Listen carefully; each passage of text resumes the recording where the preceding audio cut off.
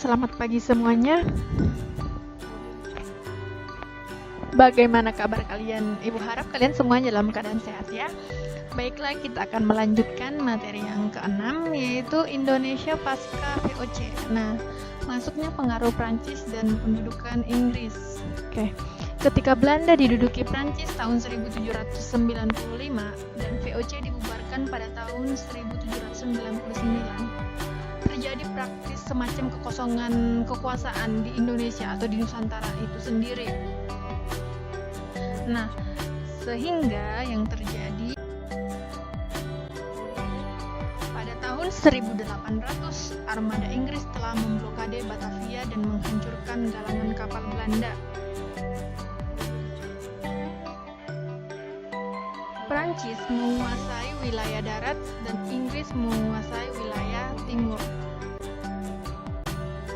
Sehingga yang bisa dilakukan yaitu menugaskan seorang gubernur atau jenderal yang mampu bertindak lebih baik daripada pendahulu-pendahulunya. Nah, selanjutnya gubernurnya yaitu Herman Willem Daendels, Januari 1808 sampai Mei 1811. Gubernur jenderal Prancis yang keras dan otoriter. Nah, kalian bisa lihat di situ gambarnya kan? Nah, tugas dari si Daendels ini, tugas utamanya yang pertama adalah mempertahankan Pulau Jawa agar jangan sampai jatuh ke tangan Inggris. Ini tugas yang pertama. Tugas yang kedua, memperbaiki keadaan tanah jajahan dari berbagai aspek, terutama penyelewengan kekuasaan dan korupsi. Dengan demikian, kekuasaan Belanda di wilayah Hindia Timur termasuk Nusantara tidak lagi bertujuan memperoleh keuntungan di bidang ekonomi, tetapi lebih mempertahankan koloni yang selama mungkin untuk kepentingan pemerintah. Ingat ya, mereka itu tidak fokus untuk mendapat keuntungan lagi, tapi lebih mempertahankan pemerintahan. Daendels kemudian menerapkan sejumlah kebijakan di tanah koloni ini sebagai upaya menahan serbuan Inggris ke Jawa. Nah, kebijakan-kebijakan tersebut yang pertama, membangun jalan raya pos atau the Groot Postweg dari Anyer sampai ke Panarukan. Jalan ini dibangun agar tentaranya itu dapat bergerak cepat. Kemudian agar mempermudah dalam mengangkut kopi dari Priangan ke Batavia melalui pelabuhan Cirebon dan Indramayu. Dalam menyukseskan pembangunan jalan itu, Daendels memperlakukan kerja wajib atau verite distance. Ya, kemudian yang kedua yaitu melaksanakan kebijakan penyerahan hasil bumi wajib, verite liberenti. Ya, jadi verite distance itu adalah memperlakukan kerja wajib, sedangkan verite liberenti yaitu penyerahan hasil bumi yang wajib. Nah, penyerahan wajib ini berupa sumbangan dari hasil pertanian yang harus diberikan kepada pemerintah kolonial. Nah, kebijakan yang kedua adalah mendirikan benteng-benteng pertahanan. Yang ketiga, membangun pangkalan angkatan laut di Merak dan ujung Kulon. Yang keempat, membangun angkatan perang yang terdiri dari orang-orang pribumi. Kemudian yang kelima, mendirikan pabrik senjata di Surabaya, pabrik meriam di Semarang, dan sekolah militer di Batavia. Dan yang terakhir adalah membangun rumah sakit dan tangsi-tangsi militer. Selanjutnya, kebijakan si Daendels di bidang pemerintahan. Yang pertama, dia membagi Pulau Jawa menjadi 9 daerah, setara dengan keresidenan. Yang kedua, mengangkat para bupati di seluruh Jawa menjadi pegawai pemerintahan. Yang ketiga, menaikkan gaji pegawai agar tetap loyal kepada pemerintahan kolonial. Kemudian yang keempat, mendirikan badan pengadilan yang disesuaikan dengan adat istiadat. masa kepemimpinan dari si Daendels ini, Daendels yang dikenal sebagai penguasa yang otoriter, kebijakannya menjual tanah pemerintah kepada penguasa swasta asing dalam rangka mencari dana untuk memajukan dan mempertahankan Jawa dari serangan Inggris dianggap melanggar undang-undang. Oleh sebab itu, si Daendels ini digantikan oleh Jan Willem Jensen pada 20 Februari sampai 18 September 1811. Nah, pada masa pemerintahan Jensen, kekuatan Inggris menyerang Jawa. Kemudian, Inggris berhasil memaksa Jensen untuk menyerah. Jensen dan pasukan menyerah kepada Inggris di Tuntang. Tuntang ini terletak di Jawa Tengah. Kemudian muncullah perjanjian Tuntang. Jadi itulah latar belakang mengapa adanya perjanjian Tuntang ini. Nah, isi dari perjanjian Tuntang, yang pertama, Pulau Jawa dan sekitarnya jatuh ke tangan Inggris. Yang kedua, semua tentara yang tadinya merupakan bagian dari pemerintahan Daendels menjadi tentara Inggris. Yang ketiga, orang-orang Belanda dapat dipekerjakan oleh Inggris.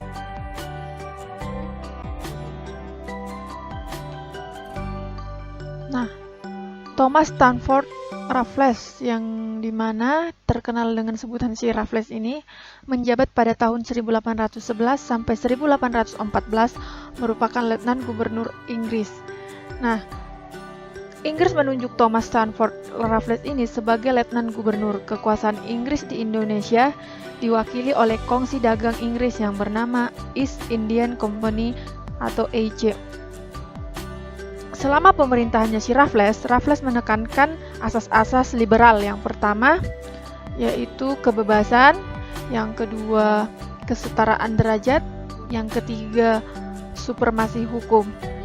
Nah, hal ini diwujudkan dalam beberapa kebijakan. Kebijakan yang ditetapkan si Raffles: 1. Menghapus sistem Prijsstelsel, kerja paksa, menghentikan perdagangan budak. Yang kedua, memberi kebebasan kepada rakyat untuk menentukan tanaman yang ditanam. Pemerintah hanya berkewajiban membuat pasar untuk merangsang petani menanam tanaman ekspor yang paling menguntungkan, sehingga sistem ekstirpasi di sini tidak berlaku.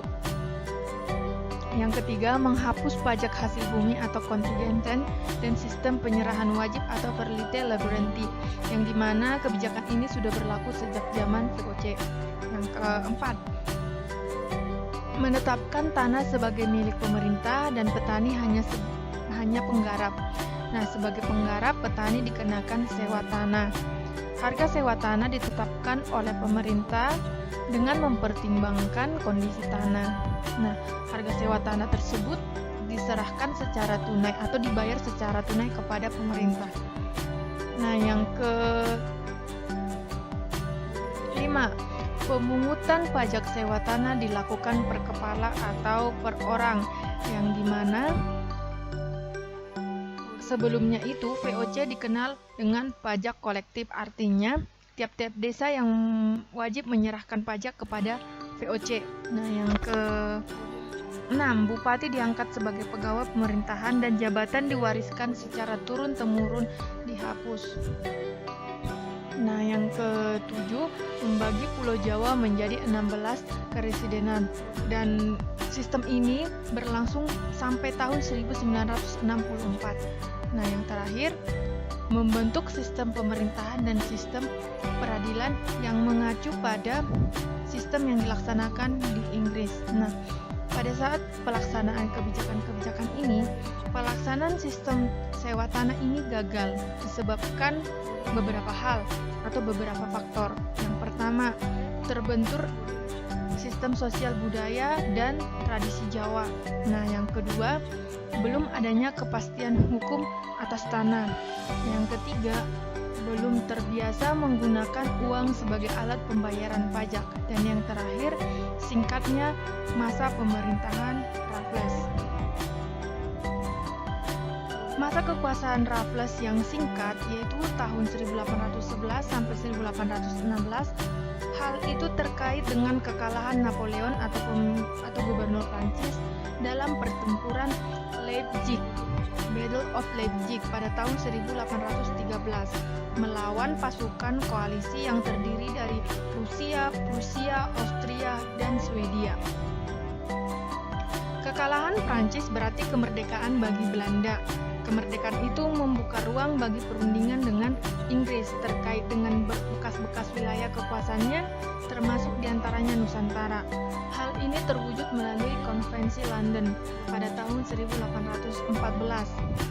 Salah satu sisi penting konvensi ini adalah bahwa Belanda mendapat kembali bekas wilayah kekuasaannya di Nusantara, kecuali Bengkulu. Nah, secara resmi penyerahan wilayah-wilayah tersebut dilaksanakan pada tahun 1816. Nah, itulah kebijakan-kebijakan yang ditetapkan oleh si Raffles, dan begitulah sejarah bagaimana pengaruh Prancis dan pendudukan Inggris. Nah, sampai di sini materinya, silahkan dipahami. Nah, tetap menjaga kesehatan. Selamat pagi.